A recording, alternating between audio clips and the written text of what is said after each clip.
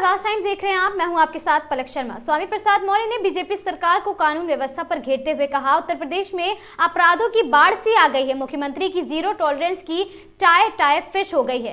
पूरे प्रदेश में जंगल राज है। मेरठ की घटनाओं में अपराधियों को बचाने में लगे हैं, जबकि मेरठ घटना दिल दहला देने वाली घटना है। स्वामी प्रसाद मौर्य ने कहा कि पुलिस अपराधियों की क्या मिलीभगत है। पुलिस अपराधियों की मेहमान नवाजी कर रही है, वहीं पीड़िता पर दबाव बना रही है अपना बयान बदलने के लिए। कौशाम्बी में हुई घटना का जिक्र किया तो शरधना कोतवाली ज्वाला गांव में सोनू को जिंदा जलाने की घटना का भी जिक्र करते हुए कहा, प्रदेश में अपराध रुकने का नाम नहीं ले रहा है। चंदौली का आपको बता दें कि चंदौली में 3 हत्याओं का जिक्र, ओम प्रकाश मौर्य, रोहताश पाल और मोरा समाज के कारोबारियों की हत्या। कानपुर में लड़की को जबरन उठाकर उसका दुष्कर्म किया गया, और जब रक्षक ही भक्षक बन जाए तो न्याय कहां मिल पाएगा। अगर उत्तर प्रदेश में अपराध नहीं रुकता है तो अपनी जनता पार्टी सड़कों पर उतरेगी। बाढ़ सी आ गई है। मुख्यमंत्री योगी आदित्यनाथ जी के जीरो टॉलरेंस की टाई फिश हो गई है। पूरे प्रदेश में केवल जंगल राज का बोलबाला है। अभी अभी मेरठ की घटना 5 दिन होने के बाद भी पुलिस अपराधियों को बचाने में लगी है।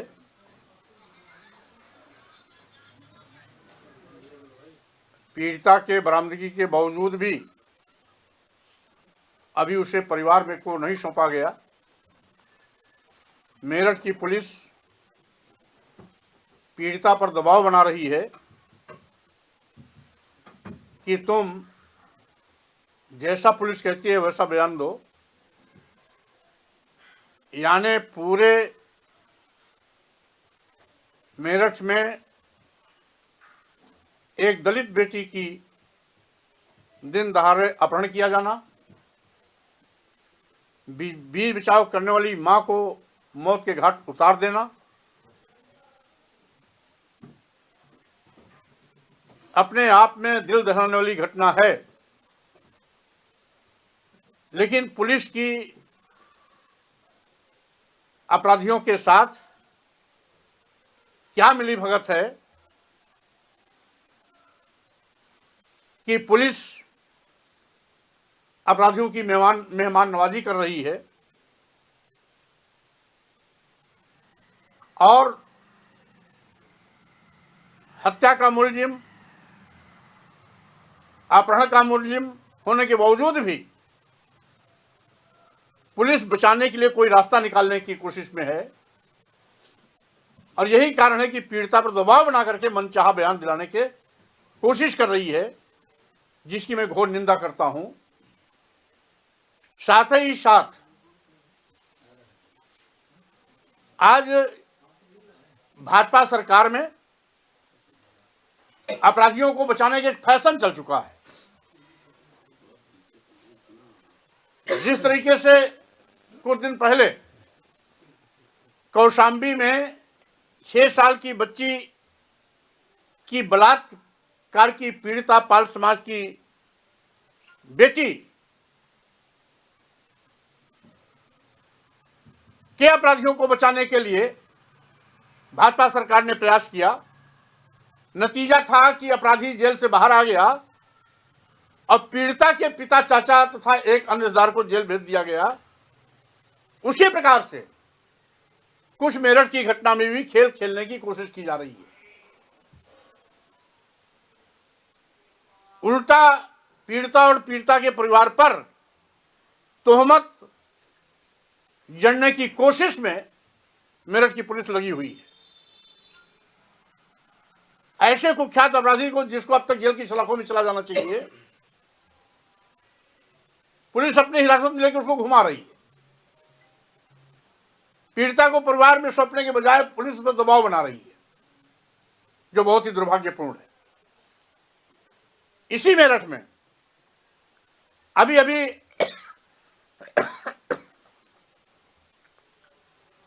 कुछ दिन पहले, यानी इसी महीने में सरधना कोतवाली के ज्वालागढ़ गांव में सोनू कश्यप नाम के नौजवान की दिन दहाड़े जिंदा जला करके मौत के घाट उतार दिया गया।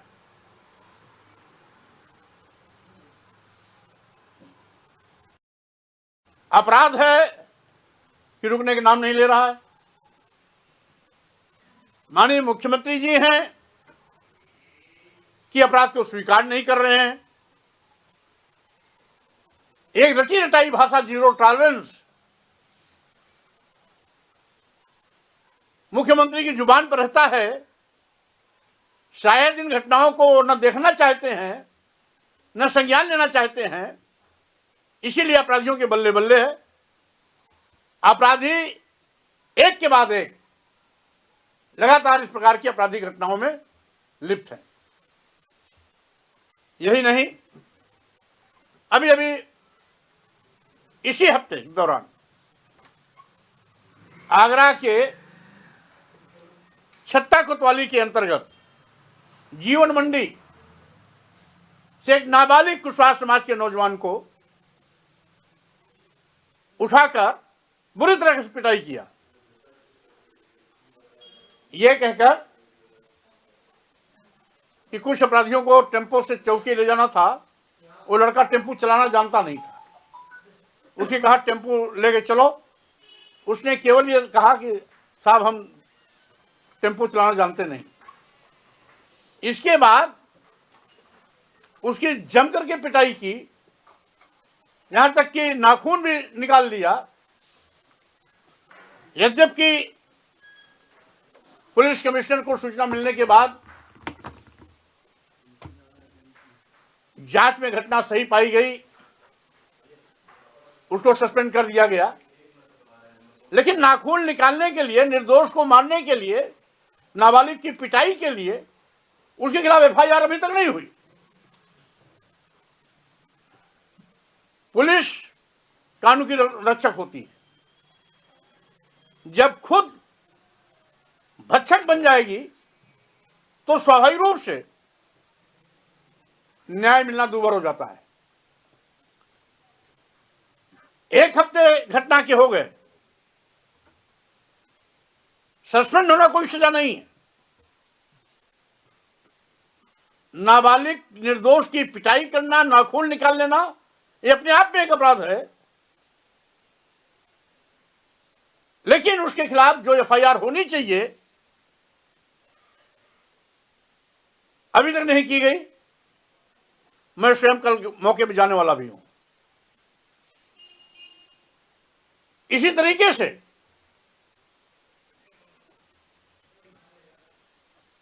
अभी 4-5 दिन पहले फिरोजाबाद में एक नौजवान की सरकटी लाश मिली ट्यूबवेल के कैंपस में।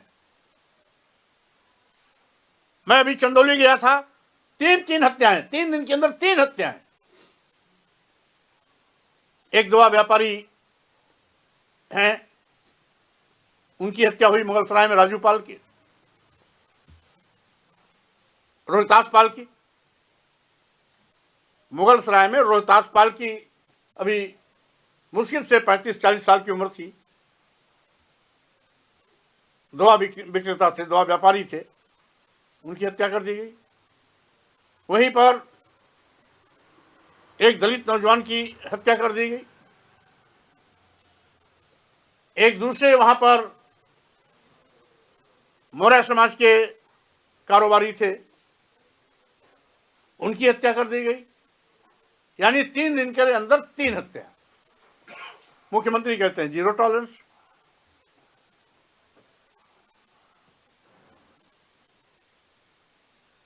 मतलब इस तरीके से आज अपराधियों के द्वारा कहर बर्पा किया जा रहा है कि मुख्यमंत्री और उनकी सरकार कुंभकर्णी नींद सो रही है।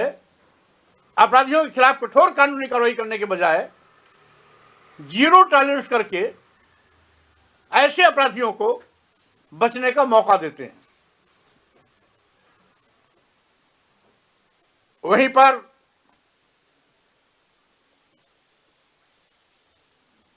एक छोटी सी बात, जमीन को विवाद लेकर के वहां एक हत्या और हो जाती है, यानी तीन तीन हत्याएं, चार चार हत्याएं।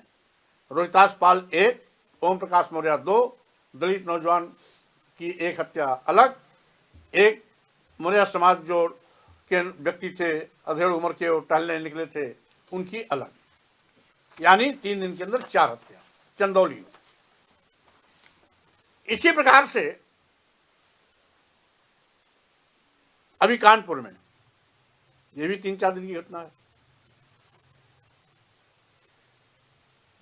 एक लड़की को जबरियन उठाते हैं, अपहरण करते हैं, गाड़ी में बैठाते हैं, सामूहिक बलात्कार करते हैं। दुर्भाग्य है कि इस घटना में एक पुलिस का अधिकारी भी शामिल है, यानी गुंडे माफिया अपराधी के तो बल्ले बल्ले हैं ही, कानून के रखवाले भी कानून के भक्षक बन गए। जिस सामूहिक बलात्कार में पुलिसकर्मी भी शामिल होगा, क्या उस पीड़ित को कभी न्याय मिलेगा? इस तरीके से पूरे उत्तर प्रदेश में कानून व्यवस्था पूरी तरीके से ध्वस्त हो चुकी है।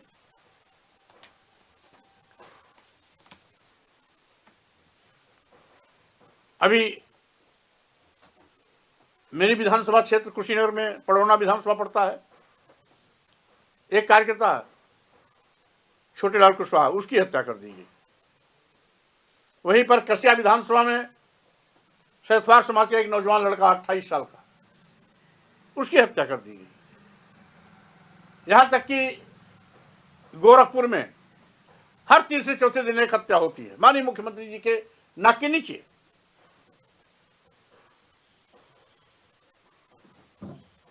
माननीय मुख्यमंत्री जी पूरी तरीके से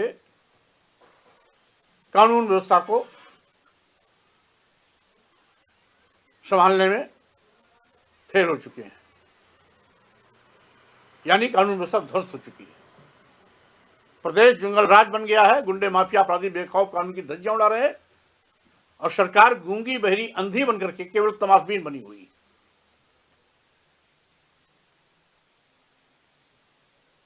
अपनी जनता पार्टी इसका पुरजोर विरोध करती है। जिन घटनाओं का मैंने यहां पर उदाहरण किया, इसमें कई ऐसी घटनाएं जैसा मैं मौके पर खुद जा चुका हूं। चंदौली की मैं 4 घटनाओं पर मौके पर जा चुका हूं। कल मैं आगरा जाने वाला हूं। मेरठ में भी मेरा प्रतिनिधिमंडल हमारे प्रदेश सचिव के साथ वहां पहुंच गया था, और अब तो आलम यह है कि मेरठ में विरोधी पार्टी को जाने दिया ही नहीं जा रहा है। पीड़ित परिवार से मिलने की इजाजत ही नहीं है, क्योंकि पीड़िता पर पुलिस अनायास दबाव बना करके मनचाहा बयान दिलाने की कोशिश में है। ये दुर्भाग्य है कि सबका साथ सबका विकास के नाम पर वोट लेने वाली भाजपा सरकार आज लोगों के जानमाल की रक्षा नहीं कर पा रही है। सबका साथ सबका सम्मान तो बहुत दूर की बात है, विकास तो बहुत दूर की बात है। आज लोगों की रक्षा ही नहीं कर पा रही है। गुंडे माफिया अपराधी जहां कानून की धज्जियां उड़ा रहे हैं, वहीं पर पुलिसकर्मी भी इस दौड़ में पीछे नहीं है। इसलिए मेरी मांग है कि ऐसे अपराधियों के खिलाफ कड़ी से कड़ी कार्रवाई होनी चाहिए जो कानून को ठेंगा दिखा रहे हैं, और यहां तक कि ये सरकार की चुनौती दे रहे हैं। ऐसे गुंडे माफिया अपराधी सरकार की चुनौती दे रहे हैं। अभी रायबरेली में एक नौजवान को, निर्दोष नौजवान को चोरी करने की आशंका में बुरी तरीके से उसको पिटाई कर दिया, अधमरा करके छोड़ दिया। ये जबकि रायबरेली जिले में अब तक तो 2 दर्जन हत्याएं हो चुकी हैं। SC ST OBC के लोगों की 2 दर्जन अब तक हत्या हो चुकी हैं। मैं उसका लेखा जोखा यहाँ इसलिए नहीं कर रहा हूं कि वो घटना बहुत लंबी है। इस तरीके से हर जिले में आज अपराधों की बाढ़ आई है। प्रतिदिन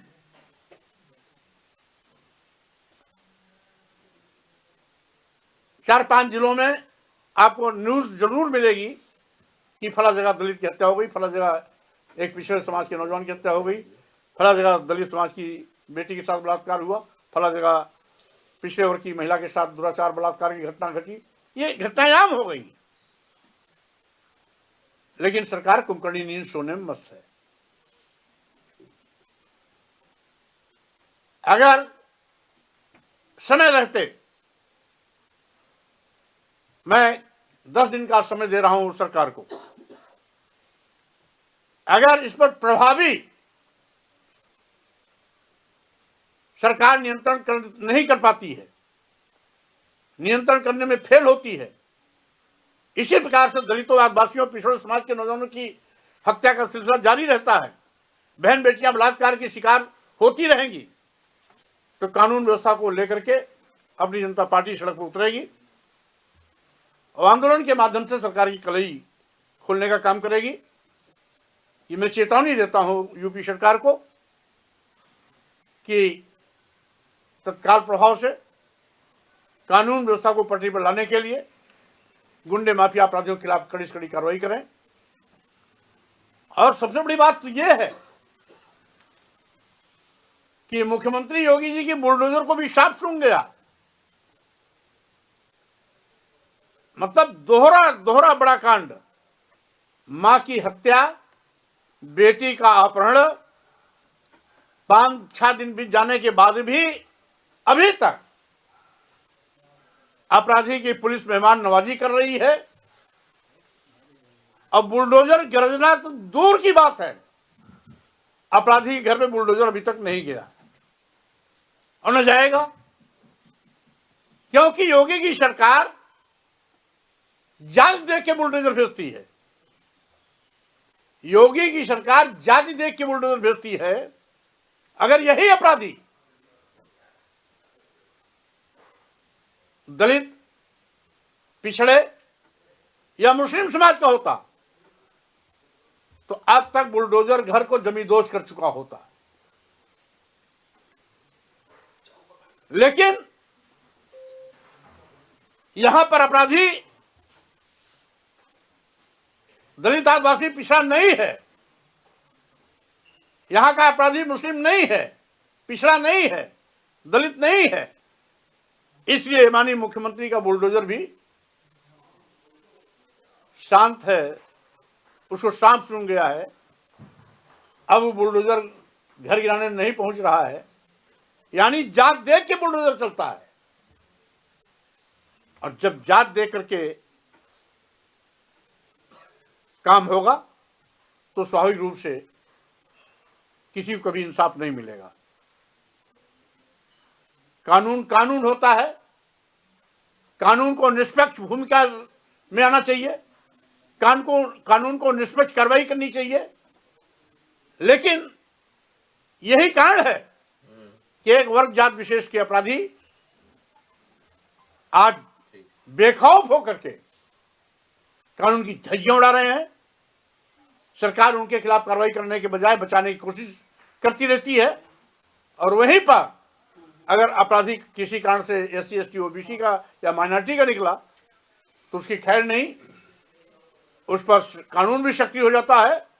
अब बुलडोजर घर अलग से गिरा देता है। इस भेदभावपूर्ण सरकार की कार्रवाई की मैं घोर निंदा करता हूं। और साथ ही साथ यदि वाकई में कानून का हनक है, मुख्यमंत्री जी थोड़ा भी अगर इंसाफ पसंद व्यक्ति हैं, तो मेरठ दुर्घटना के अपराधी के घर भी बुलडोजर जाना चाहिए और उस अपराधी के घर को भी बुलडोजर जमींदोज करना चाहिए, जिससे कि लगे कि सरकार निष्पक्ष कार्रवाई करने की हिम्मत रखती है, लेकिन ऐसा कहीं कुछ नहीं है। मैं सरकार के दोष जाति और धर्म के नाम पर भेदभाव किए जाने की घृणात्मक नीति और कार्रवाई की निंदा करता हूं। धन्यवाद। तो मुख्यमंत्री बना दीजिए, उसमें क्या बताना है। मैं कहता हूं पैदा होंगे भारत में, खाएंगे पिएंगे भारत का, मस्ती मारेंगे भारत में, हिंदू राष्ट्र की बात क्या है। जब हमारा संप्रभु राष्ट्र भारत पहले से स्थापित है, आज से नहीं, कई हजार साल से, जब से भारत पहचान में आया, भारत के नाम से जाना जाता है। भारत कभी हिंदू राष्ट्र था नहीं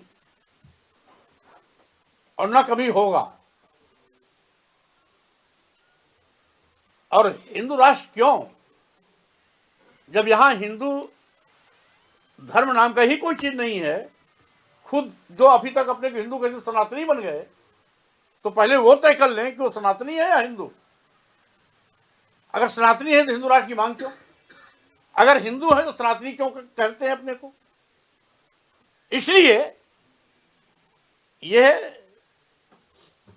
देश को धोखे में रख रहे हैं, धर्म के नाम पर लोगों को गुमराह करने की कोशिश कर रहे हैं, और ऐसे लोग देश के दुश्मन हैं जो भारत को बंटवारे की बात करता है, भारत के विघटन की बात करता है, भारत को बंटवारे की ओर ले जाने की कोशिश करता है। उसके खिलाफ राष्ट्रद्रोह का मुकदमा लिखना चाहिए। लेकिन ये भाजपा है जो ऐसे लोगों पर मेहरबान है, और भाजपा ऐसे ही लोगों से अनाप शनाप इस प्रकार का बयानबाजी कराती रहती है। ये निंदनीय है। हैदराबाद के सांसद हैं असदुद्दीन ओवैसी, उनका एक बयान अभी हाल ही में आया था। उन्होंने कहा था कि एक दिन जो है हिजाब वाली महिला भी देश की प्रधानमंत्री बनेगी। इस बयान को लेकर के काफी विवाद है, आप क्या कहेंगे इस पर? देखिए, देश में क्योंकि हमारा भारत सेकुलर स्टेट है, और जब यहां मुस्लिम समाज का व्यक्ति राष्ट्रपति बन चुका है, तो महिला क्यों नहीं बन सकती। इसलिए भारतीय संविधान सभी धर्म, पंथ, जाति, समाज के लोगों को समान रूप से महत्व देती है, किसी के साथ कोई भेदभाव नहीं करती है। लोकतंत्र है, लोकतांत्रिक तरीके से कोई भी किसी पद की दावेदारी कर सकता है। सर, विपक्ष का नीति पनप चुकी है, उस पर आप क्या कहना चाहेंगे? उत्तर प्रदेश की जो राजनीति है, वो राजनीति नहीं राक्षस नीति में बदल रही है, उस पर आप क्या कहना चाहेंगे? अब जिस तरीके से अपराधियों को बचाने का भाजपा सरकार प्रयास कर रही है, स्वाभाविक रूप से ये दुर्भाग्यपूर्ण है। लोकतंत्र में सत्ता पक्ष और विपक्ष, ये लोकतंत्र के दो पहलू हैं। विपक्ष का काम है सरकार को सावधान करना, और सरकार का काम है जनहित से जुड़े जो भी गंभीर समस्याएं हैं उनका निस्तारण करना, कानून व्यवस्था को चाक चौबंद रखना, सबकी सुरक्षा व्यवस्था सुनिश्चित करना, रोटी कपड़े मकान की व्यवस्था करना, और यह सब सरकार का काम है। लेकिन आज सरकार अपने उत्तरदायित्व से कहीं न कहीं भटक गई है, जिसके नाते आज समस्या दर समस्या हो गई है। प्रदेश पूरा जंगल राज बन गया, जिसका भी मैं पूरी कानून व्यवस्था के नाम पर तमाम घटनाओं का जिक्र करते हुए मैंने प्रेस भी किया है। तो कुल मिलाकर के सरकार अपने उत्तरदायित्व से भाग रही है, पलायनवादी नीति कर रही है। किसी भी सरकार के लिए पलायनवादी नीति अच्छी नहीं है। जितने भी अपराध गिनाए हैं, सारे महिलाओं के प्रति गिनाए हैं। उसके बाद सरकार क्या करेगी? अपराध हो जाएंगे, घर गिरा देगा, बुलडोजर एक्शन होगा, लेकिन कानून कैसे अपराधियों के बीच में होगा? क्योंकि अगर कानून का डर ही नहीं होगा तो ये अपराध लगातार होते रहेंगे। जब अपराधियों पर कार्रवाई नहीं होगी तो अपराधी बेखौफ होकर कानून की धज्जियां उड़ाते रहेंगे। भाजपा सरकार में अपराधियों को बचाने का पाप किया जाता है, यही कारण है कि अपराधी मनबड़ है। अपनी जनता पार्टी के राष्ट्रीय अध्यक्ष स्वामी प्रसाद मौर्य जी का कहना है कि जिस तरीके से गुंडा राज को बढ़ावा मिल रहा है और अपराधियों की मेहमान नवाजी हो रही है और न्याय नहीं मिल रहा है लोगों को, और उनका कहना यह है कि अपराध की बाढ़ आई हुई है। आप देख रहे हैं आगाज टाइम्स, कैमरामैन अमित के साथ नंदा।